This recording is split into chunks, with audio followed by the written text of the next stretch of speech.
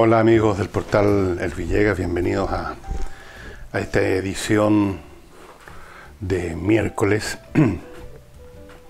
donde tenemos no tantas cosas que hablar. Acá este no es un portal noticioso para saber de las noticias en los medios convencionales, sino que aquí, como ustedes ya saben, pero por si usted es un visitante que está recién llegando al sitio, tomamos algunas cosas internas o externas y las comentamos, las examinamos hasta donde se puede en un programa tan breve.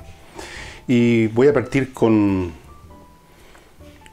un tema nacional que por un segundo, como por 5 segundos más o menos, me tuvo más o menos engañado por un titular que vi en un medio digital que hablaba de que la oposición estaba desarrollando, trabajando, poniéndose de acuerdo con un piso mínimo, y por ese titular yo por un momento, en mi ingenuidad, pensé que se referían a que la oposición estaba buscando un piso mínimo con el oficialismo, con el gobierno, un piso mínimo para beneficiar al país con un mínimo común denominador de acuerdos para avanzar.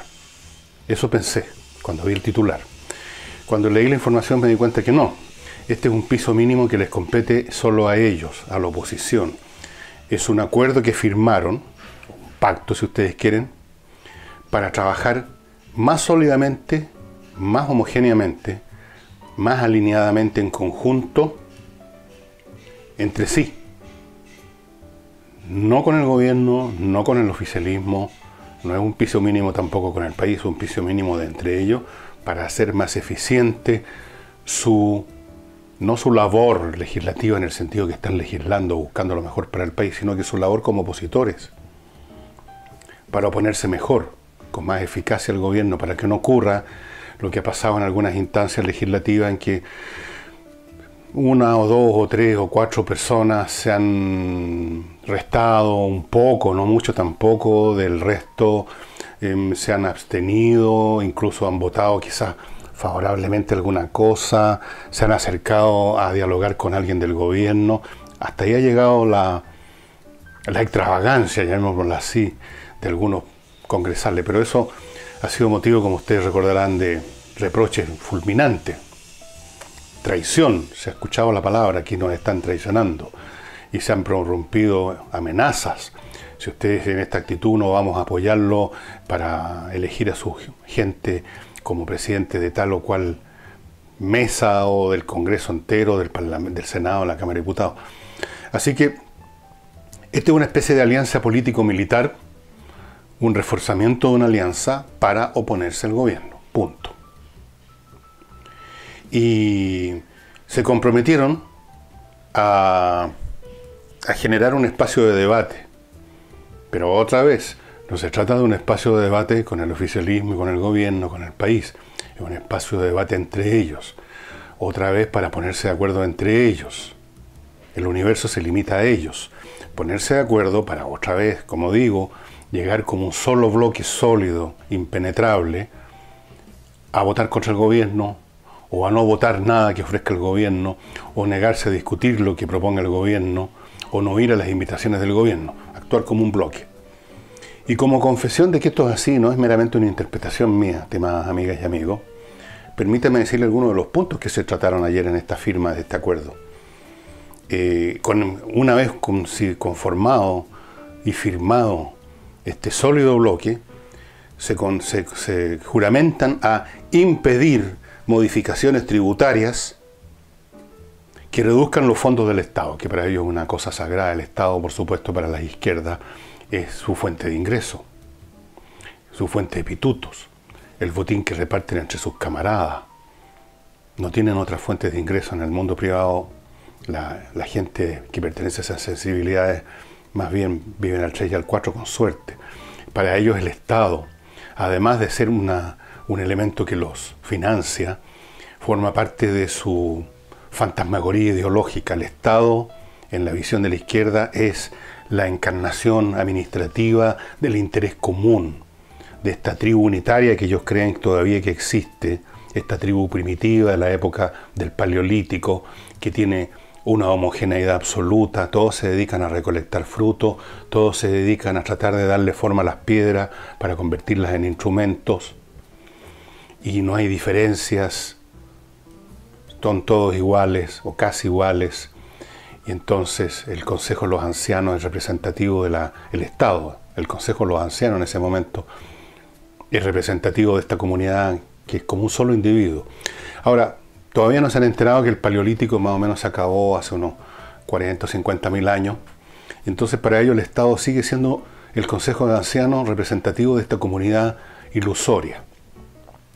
Pero fuera de eso y en la práctica, es su fuente de ingreso.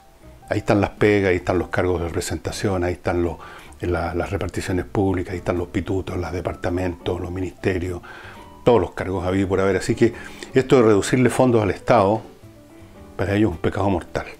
Entonces ese es uno de los primeros puntos, impedir modificaciones tributarias que reduzcan los fondos del Estado. Luego, una oposición también decidida frente a la reforma al sistema de pensiones. Bueno, yo entendí que eran en la izquierda que querían reformar el sistema de pensiones y convertirlo en un sistema de reparto como el que los que somos de mi edad conocimos, porque vimos a nuestros padres y madres trabajando bajo el sistema antiguo y sabemos cuáles son sus consecuencias. Mi madre, cuando jubiló, salió ganando el equivalente ahora a unos 25.000 pesos mensuales, era su pensión. Entonces, bloque sólido para eso.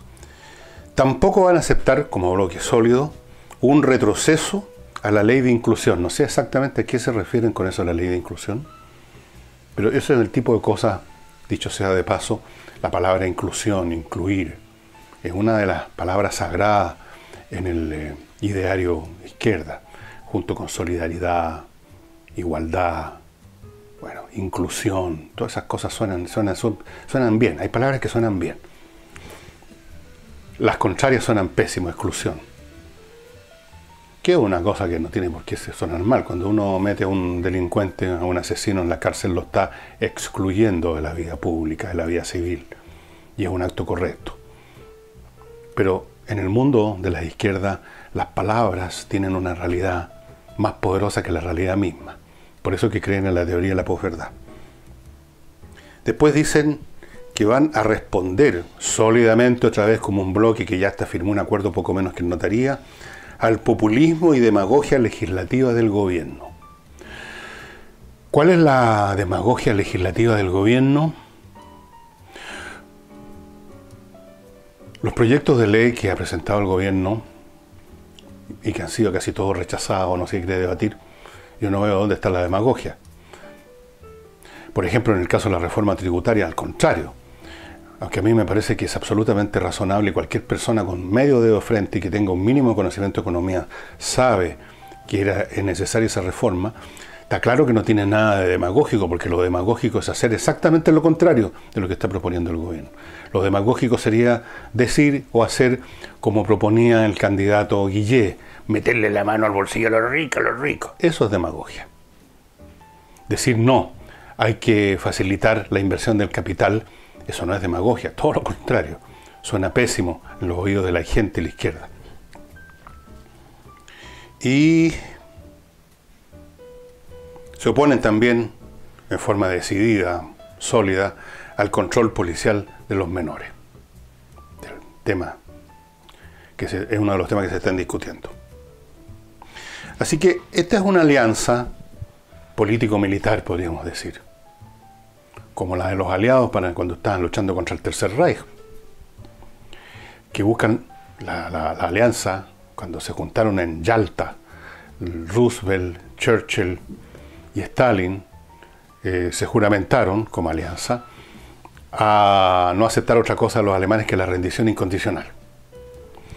Y esto es lo que pretende la oposición, la rendición incondicional.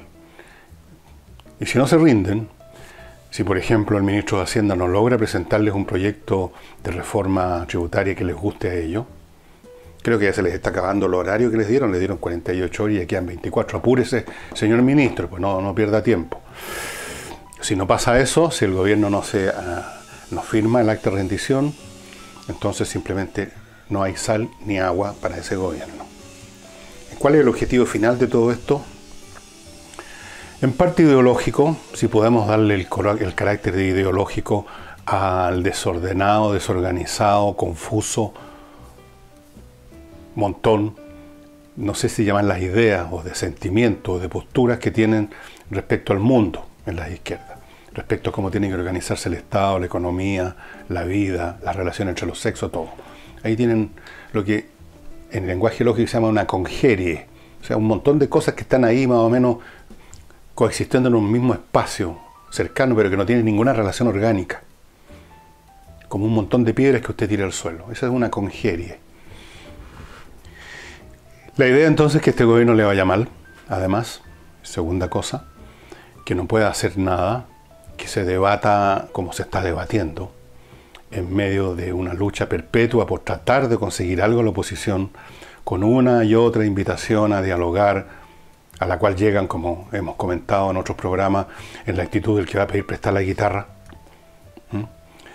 Y logrado eso, regresar al poder, pues no sé con qué historia, no sé con qué candidato, no sé con qué promesa, no sé con qué idea, no sé con qué programa. Tampoco lo saben ellos, no tienen idea de ninguna de esas cosas. Pregúntele usted a alguien de su familia o sus amigos que sea de izquierda, ¿no? Estos jóvenes todos de barba y bigote y con un aire así como siempre molesto con el mundo, o estas niñas así que pisan fuerte ahora. Pregúntele cuál es la agenda, cuál es el programa. Y no les acepte, digamos, que le manden cualquier frase de estas vagas, así que queremos justicia social, solidaridad entre los pueblos. No, que den detalle, no van a poder, no saben. Pero sí saben una cosa y la tienen muy clara, y eso sí que hay que aceptarlo. Quieren regresar al poder. Quieren regresar a ese estado del cual estuvieron ordeñándolo, al cual estuvieron ordeñándolo durante, ¿cuánto? ¿20 años más? Si no ellos, sus papás, sus tíos, alguien del mundo de ellos, los viejos ahora que se convirtieron en traidores porque entraron en tratativas con la burguesía, con los militares. Estos viejos malos, pero menos mal que llegó el Frente Amplio a poner las cosas en su lugar. O sea, en el debido lugar, o sea, en el bolsillo de ellos, no en el de los de más allá. Así que esa es la situación que estamos viendo. Todos sabíamos que iba a ocurrir esto, que la oposición iba a ser total, completa, absoluta, implacable, inmisericordia.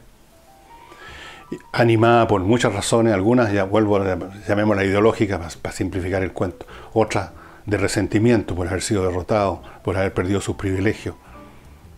Otra de simple vulgar odio contra todo lo que ellos asocian con esa entidad maligna que es la derecha, en la cual, por supuesto, el líder de esta legión de diablos es Piñera. ¿Qué va a hacer el gobierno frente a esto? ¿Cuánto tiempo más va a seguir en este juego de tratar de maniobrar con ellos, de conseguir la buena voluntad de unos cuantos?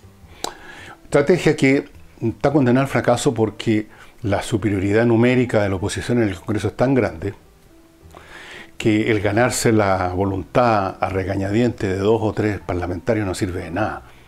Esas tácticas sirven cuando hay un empate, o como dicen los periodistas, que son tan amantes de los clichés, un empate técnico. Nunca he sabido qué quieren decir con eso de empate técnico. Si hay un empate, 1 o 2 personas que se pasan para un lado o para el otro hacen la diferencia, pero no es el caso. Así que, ¿cuánto rato más va a seguir el gobierno paralizando sus propios proyectos, sus propios planes, buscando ese imposible, que es el sí de las niñas? En cuanto al Frente Amplio, que es un tema que hemos estado conversando, porque es el tema político, no hay tantas cosas, ¿no? Lo vamos a ver de inmediato, pero antes les quiero recordar un par de cosas. Las ilustraciones que ustedes van a ver en mi libro Grandes Invitados son de don Pablo Sánchez y son realmente espectaculares. Son muy buenas. Pablo se dedica a eso, es un artista. Puede hacer retratos realistas de usted, puede hacer caricaturas de usted o de otros, puede hacer ilustraciones realmente extraordinarias y está a su disposición para hacer su retrato, el de su familia, regalarle un retrato a algún familiar en el cumpleaños, alguna cosa así, o regalos corporativos originales en vez del eterno regalo de siempre que ustedes ya saben cuál es. O es lápiz de pasta o es la unidad USB. O es una libreta. A veces el lápiz de pasta con la libreta. No, pues, aquí tienen la posibilidad de regalar estos dibujos realmente espectaculares de Pablo. El sitio de él es, lo están viendo, supongo, pablosanchezarte.com. También tiene un sitio en Instagram, ahí no tengo idea cómo se entra, pero ustedes que son todos internetistas, internautas, sabrán cómo hacerlo. Y les quiero contar de Controller. Controller es una empresa formada por contadores auditores que trabajaron mucho tiempo, como 20 años, en empresas grandes, internacionales y nacionales. Y un día decidieron formar su propia empresa de control de gestión, auditorías, contabilidad, y formaron Controller. Y Controller ofrece sus servicios a otras empresas para facilitarles, allanarles y optimizarles la gestión administrativa, que incluye todo lo que tenga que ver con movimientos de dinero, por ejemplo. Pago de impuestos, pago de sueldo, transferencias para acá, para allá. Está el tema de la asesoría, gestión de procesos, cómo hacerlo mejor.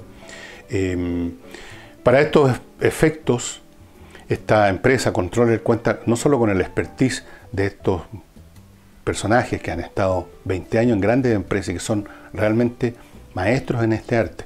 Disponen de un software de nivel internacional aplicado al caso chileno. Antes de empezar a trabajar para usted, hacen ellos una evaluación general gratuita de cómo está funcionando su sistema de gestión y le ofrecen ya recomendaciones en ese momento. Para las empresas, esto es fundamental. Las empresas, mientras más grandes son, más complicado el tema de la gestión administrativa, más posibilidades de enredarse, de empantanarse, de que se produzcan incluso, como dijéramos, hemorragias, llamémoslo así elegantemente, que se produzcan errores en el pago de los impuestos, que se produzcan situaciones que son a veces un lastre tremendo para una empresa. No permita que esto se produzca más, póngase en manos de Controller S.p.A. Esta empresa también puede atender a un emprendedor que está recién empezando, pero también atiende a empresas medianas, grandes, de cualquier tamaño, y lo hace con tremenda eficiencia. Ahí están los datos, póngase en contacto con ellos, averigüe más detalles y empiece a hacer funcionar su empresa como es debido. Y continúo, después voy a contarles de otros de mis sponsors, pero continúo ahora con lo que les decía del Frente Amplio, que ha estado en este cuento de que si voy, que si no vamos, que si vamos, que si no vamos, que si este va, que este no va, a la moneda. Y finalmente parece que van a ir todos. Yo no sé si el Partido Humanista se va a terminar sumando o no, pero va a ir el Frente Amplio en general. Pero no van a llegar como se llega a conversar con el adversario político, o sea, a negociar. Cuando uno va a negociar, se parte de dos premisas. Una, se parte de la base que el otro lado tiene distintos puntos de vista que nosotros, por eso tenemos que negociar. Si tuviéramos los mismos puntos no estaríamos necesitando negociar, ni serían nuestros adversarios. Se parte de la base que tienen otros puntos de vista. Se parte de la base, segundo punto, de que se llega con la disposición de encontrar un terreno común, quizás hasta ser convencido, porque uno no cree que sus puntos sean la verdad revelada en el monte Sinaí. Ese es el espíritu de una verdadera negociación. Se llega con la idea de llegar a acuerdos. Por eso uno va a una mesa. Ojalá llegar a acuerdos. Ojalá por lo menos acordar algunas cosas mínimas, ese piso común que yo creí que era lo que estaba montando la oposición, en vez de ser un piso común de ellos. Ese es el espíritu. No se llega refunfuñando de que el otro lado es rígido, inflexible o es un show publicitario. Entonces, ¿para qué se va? Tampoco se llega, como va a llegar formalmente el Frente Amplio, con lo que han llamado un petitorio. Un petitorio no es una agenda. Una agenda es una libreta, un papel donde están los temas que se quieren conversar con el adversario. A ver si se llega a un acuerdo. Un petitorio es una serie de puntos inamovibles que se le quieren exigir al otro, como en una negociación de un sindicato. Queremos que nos aumenten tanto el sueldo, queremos esto y lo demás allá. Eso es un petitorio. El Frente Amplio va a llegar con un petitorio, o sea, esperando también que el gobierno firme un acta de rendición. Un petitorio que han discutido no con el gobierno, no con el país, no con los académicos, no con nadie. Lo han discutido entre ellos. O sea, lo ha discutido, qué sé yo, la Pamela Giles, Florcita Motúa, puro genio. Con ese petitorio van a llegar. ¿Y qué excluye ese petitorio? Bueno, ahí depende del gusto de los miembros, de los 15 o 16 miembros del Frente Amplio, cada cual habrá metido su cosita. Yo anoté algunos nada más. Por ejemplo, pretenden que el gobierno le dé el sí de las niñas a un proyecto de eutanasia. Otros, de no sé qué partido, creo que el Partido Humanista, pero puede ser de cualquier otro, quieren que el gobierno se avenga a discutir, no, que se va a discutir, a promulgar. Aquí no se discute nada, aquí se obedece, se firma la rendición. Una nueva constitución, nada menos, ¿eh? Una cosa sencilla. Otro punto del petitorio es que se rechace un tratado comercial que se llama el TPP-11, que uno de los partidos de ese movimiento considera que es contrario a los principios divinos o algo así. Otro, que la educación deje de ser sexista, no sé qué quiere decir eso. Tal vez que haya que cambiar los textos de estudio, que no aparezcan tantos grandes hombres en la historia, sino que empiecen a aparecer más grandes mujeres. No sé lo que quieran decir con una educación no sexista. Realmente no lo sé, créanme. Luego, un punto de una vaguedad extraordinaria. Ampliación de la democracia. ¿Qué significa ampliación de la democracia? Yo supongo que ampliación de la democracia significa lo que siempre ha significado para los políticos, entre paréntesis, de todos los sectores. Una ampliación de los territorios que puedan ocupar los políticos. Más elecciones, más cargos de elección popular. O sea, de elección de sus partidarios, más bien dicho. Entonces, eso perfecciona la democracia. La democracia va a llegar a un nivel de perfección total que ya no va a requerir ninguna innovación más cuando, por ejemplo, sea elegido por elección hasta el ascensorista del Ministerio de Hacienda. Sea elegido toda autoridad del Estado, todo, hasta el último suche. Ahí tendríamos una democracia perfecta, cuando en el ejército los soldados, los reclutas que vienen llegando, elijan a quién va a ser el cabo, el sargento, el mayor, el coronel, el general, etc. Que todos elijan. En las empresas se va a determinar con esto de la gerencia o los dueños. Todo eso es muy antidemocrático, muy verticalista, muy sexista, muy homofóbico, no sé. También los empleados llegan, firman el contrato y ya tienen una boleta electoral para elegir quién va a ser el gerente. Supongo que esa sería la democracia absoluta, perfecta y maravillosa, pero mientras tanto quieren que se amplíe. Ahora, no conozco los detalles de esa ampliación. Está en el petitorio, tal vez en una de esas se produce el milagro de la multiplicación de los peces y se produce una multiplicación de ideas con respecto a esta ampliación de la democracia, pero por el momento solo sabemos que llegan estos jóvenes que vinieron a renovar el mundo. Una cosa media mesiánica, ¿no? Como dice esa oración, Cordero de Dios que borra los pecados del mundo. He aquí el Cordero de Dios, el Frente Amplio, estos jóvenes de ojos en blanco y algunos otros viejones, ojos medios ya con vidrioso, por exceso de ingesta de licores, supongo. Todos estos vinieron a renovar el mundo y mientras tanto van a presentar un petitorio para renovar el mundo. Y ahora vamos, antes de pasar a otro tema que tengo acá que me parece bastante grave, a mis otros auspiciadores, les quiero recordar que Bowmex es la tienda online más grande de Chile en materia de joyas. Tienen también locales, tienen locales. Tienen, me informan, 17 locales, 17 tiendas. Pero es más conveniente comprar online. Los descuentos siguen siendo muy fuertes, 30%. Las joyas siguen siendo preciosas porque están diseñadas por verdaderos artistas, orfebres europeos, del sur de España, por ejemplo, en la línea Bohème. Las joyas siguen siendo de oro, de plata, de piedras preciosas, etc. Todas esas virtudes siguen estando ahí, el 30% sigue estando ahí. Y no olvide, estimados amigos, que se nos viene ya el Día de la Mamá. el domingo 12 de mayo, falta un poquito más de un mes, el Día de la Madre. Qué cosa más linda que regalarle a la mamá, que son personas de una generación que tienen mucha especial cercanía con las joyas. Qué más lindo que regalarle una linda joya a la mamá.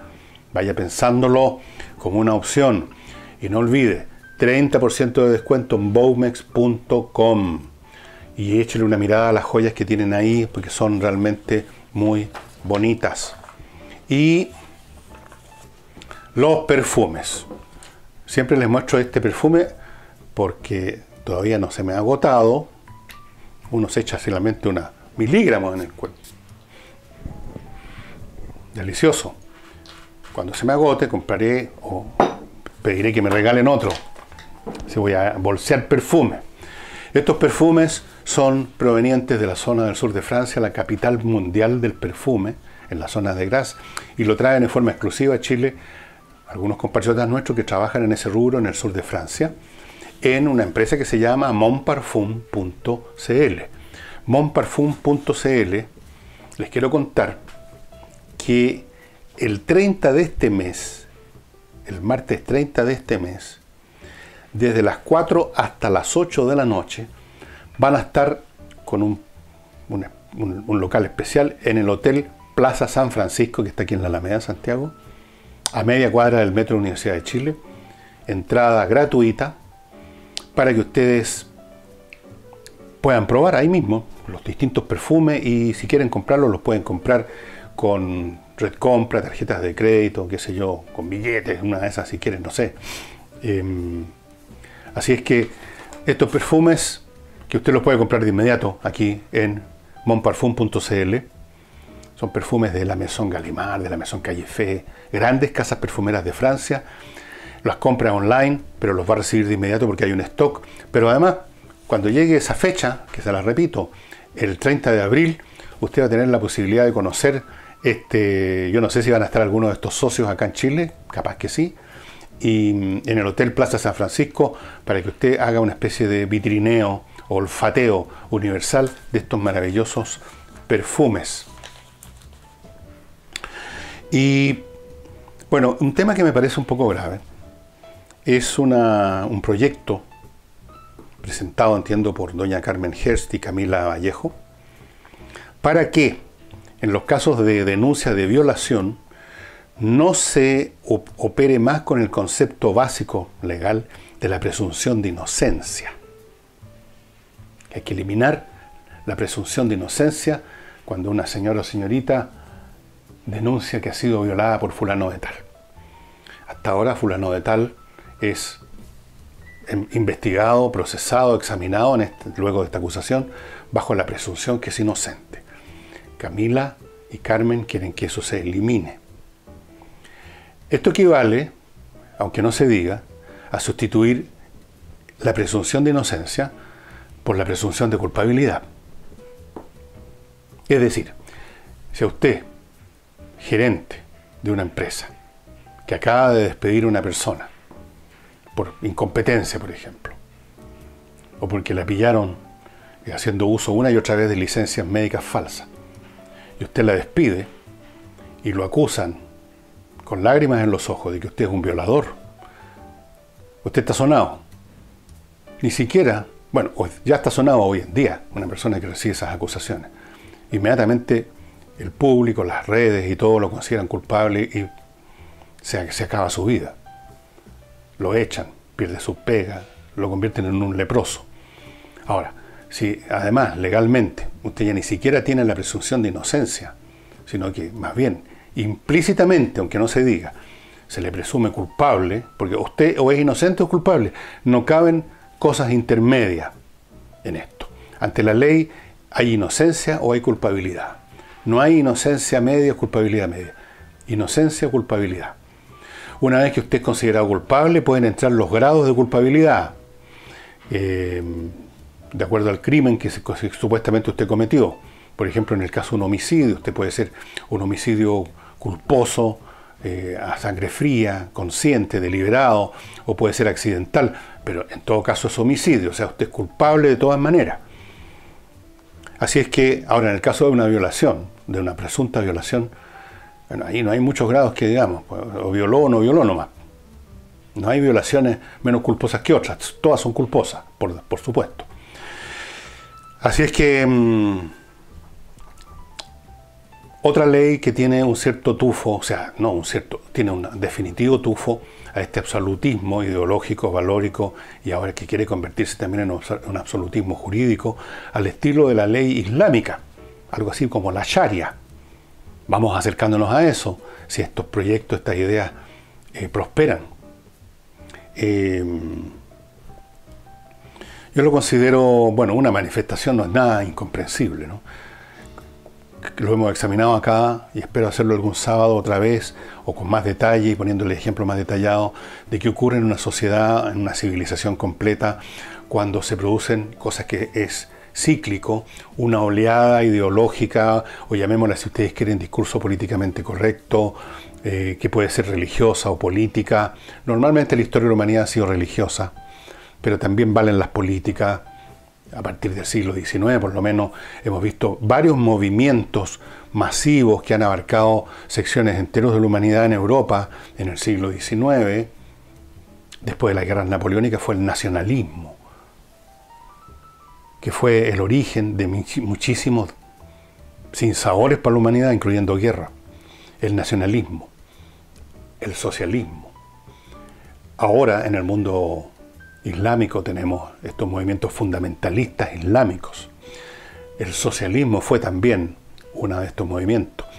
El nazismo fue otro de esos movimientos, con los efectos que tuvo distintas expresiones, fascismo en Italia, nazismo en Alemania, pero hubo movimientos nazistas y fascistas incluso en Chile, para información de ustedes. Solo que no llegaron a ninguna parte, pero los hubieron, fue un movimiento mundial. Y estos movimientos se caracterizan por el intento de quienes son partícipes de ese movimiento de imponerle al mundo entero una visión, de buen grado o a la fuerza. Y esto se traduce también en el espíritu de las leyes, en la legislación, no solo los valores, no solo las opiniones, no solo las costumbres que se pretende que la gente tenga, se convierte en algunos casos en cuerpo legal. En Alemania nazi, por ejemplo, la persecución de los judíos no fue simplemente la persecución de los judíos así en el sentido de que llegaba la Gestapo en la noche o llegaban los Einsatzgruppen en Rusia a llevarse No, había una legislación jurídicamente detallada con toda la pedantería de los escritos jurídicos sobre, por ejemplo, a quién se consideraba judío. Al que era judío, era también judío el hijo judío, el nieto judío, el bisnieto judío, si era bisnieto por los dos lados judío, solo por la mamá o el papá, toda una serie de distinciones jurídicas. ¿Quién se podía casar con quién? ¿Quiénes podían permitírseles que siguieran viviendo en Alemania? O sea, tomó cuerpo de ley. ¿Para qué hablamos de la Constitución soviética? Si ustedes tienen alguna vez tiempo de echarle una mirada, claro que hay que saber ruso para eso.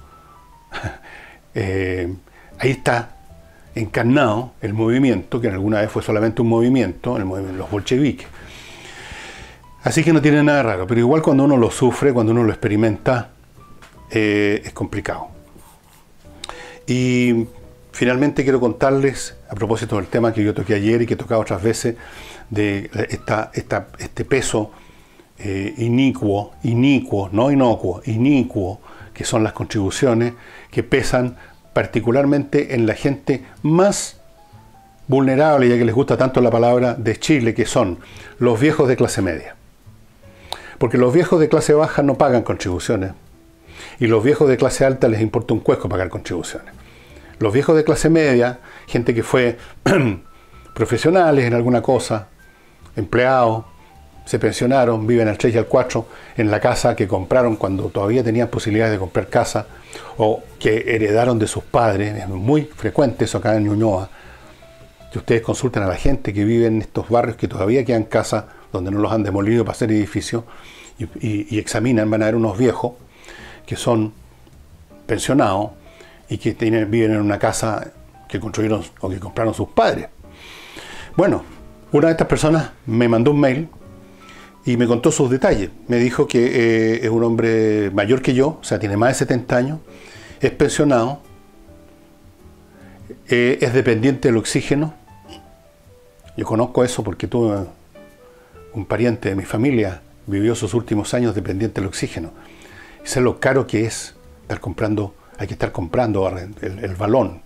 Le tienen que cargar el balón de nuevo, dura pocos días. Es una vida bien precaria, ¿no? Vivir pegado al oxígeno. Bueno, y me contaba es que le subieron las contribuciones que pagaba, hasta no hace mucho, que ya eran elevadas para él. Pagaba, me dijo, 176.000 pesos y se las subieron a 325.000 pesos. ¿Qué talca? A mí me las subieron, ¿para qué les cuento? A todos nos han subido las contribuciones brutalmente. Este fue uno de los regalitos que nos dejó, una de las cositas que nos dejaron los transformadores profundos de este país. Y por supuesto este gobierno, como todos los gobiernos, no hacen nada al respecto. Además, si esto se llegara, estoy seguro que si alguien hiciera una iniciativa legal para terminar con el pago de contribuciones a personas que cumplan ciertas condiciones de ser propietario, de tener cierta edad, de tener ciertos ingresos, lo que ustedes quieran, las condiciones que quieran. Personas que han cometido el pecado de tener una casa propia, cosa que para algunos sectores el hecho de que una persona tenga algunos bienes como una casa propia es ya un pecado mortal y hay que castigarlo. Hay que exprimirlo lo más posible, hay que extorsionarlo, hay que reventarlo. Entonces, a estos viejos, incluyéndome a mí, que viven al 3 y al 4, de un ingreso que hay que trabajarlo todos los días, hay que reventarlos, pues, hay que sacarles lo que se pueda, antes que se mueran hay que sacarles el jugo, y luego a sus hijos que hereden lo que quede, si es que la casa no la tuvieron que vender porque ya no la podían seguir pagando las contribuciones, a ellos también, y así hasta el fin del mundo, hasta que la casa se desintegre. Ahora, ¿alguien va a proponer eso? Lo dudo mucho. ¿Sería votada favorablemente? No con este Congreso. Porque para la izquierda sería el pecado mortal de estarle restando ingresos al Estado. Esa entelequia sagrada a la cual no hay que quitarle nada. Así se venga el mundo abajo, el Estado tiene que seguir recibiendo por todos lados, especialmente de los viejos ricos dependientes del oxígeno. De vez en cuando he escuchado a algún político que a la pasadita menciona el tema de las contribuciones, pero nunca pasa más allá de eso, de una mención a la pasadita. Nunca se convierte en una iniciativa seria, planteada por varios parlamentarios, redactada, precisada como proyecto de ley. No, siempre queda como una cosa, pucha, que en realidad, ¿no? Estos pobres viejos pagando contribuciones, son viejos, están enfermos, tienen unos ingresos precarios y no solamente pagan contribuciones, sino que les seguimos subiendo las contribuciones. Qué triste, qué triste. Y hasta ahí queda todo. Ahí queda todo. Así que al señor que le subieron a 325.000 y que está pegado a los tubos de oxígeno, le digo, va a seguir usted en las mismas condiciones, señor, lo lamento mucho. Y todos los que estamos en esas condiciones, que no somos ricos, ni somos tan pobres o tan de ingresos tan bajos que no tengamos una casa que no paga, que tengamos una casa que no paga contribuciones. No, pagamos contribuciones y pagamos cada vez más. Eso no va a cambiar. En este país hay muchas cosas que no cambian. Una de ellas es el tema de los impuestos, con los cuales el Estado, como todos sabemos, nos entrega tantos servicios y tantos beneficios, ¿no es cierto? Por Dios que nos ayuda a promover nuestras actividades comerciales o profesionales, empresariales. ¡Qué gran ayuda el Estado! ¿Cómo nos ayuda todo? ¿Quiere usted viajar? Lo llevan en andas al avión.